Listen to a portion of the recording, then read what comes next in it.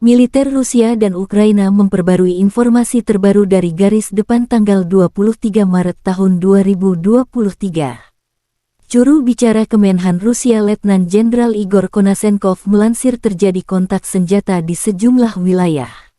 Di arah Kherson, serangan artileri bertubi-tubi melumpuhkan lebih dari 40 tentara Ukraina, 2 kendaraan bermotor, 1 howitzer self-propelled Gvosdika, dan 1 sistem artileri M777 buatan Amerika Serikat.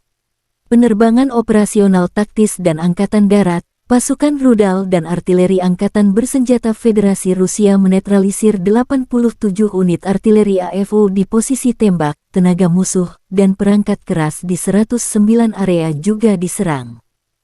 Pasukan pertahanan udara Rusia mencegat 3 proyektil HIMARS buatan Amerika di udara.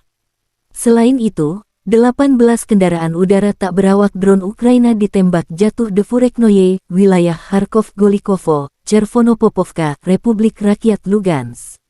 Letjen Igor Konashenkov melansir secara total, 404 jet tempur angkatan bersenjata Ukraina, 224 helikopter, 3.562 kendaraan udara tak berawak dihancurkan.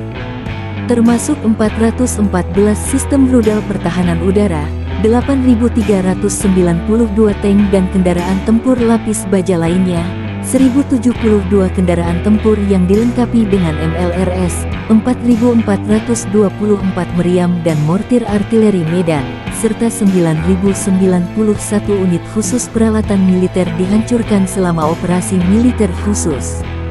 Di kubu terpisah, Kementerian Pertahanan Ukraina dalam sebuah pernyataan mengatakan Rusia kehilangan 1.020 prajurit dalam 24 jam terakhir. Termasuk 4 tank, 23 unit artileri serta 8 unit artileri dan 3 sistem pertahanan udara. Secara total, Kremlin kehilangan 169.170 prajurit selama konflik.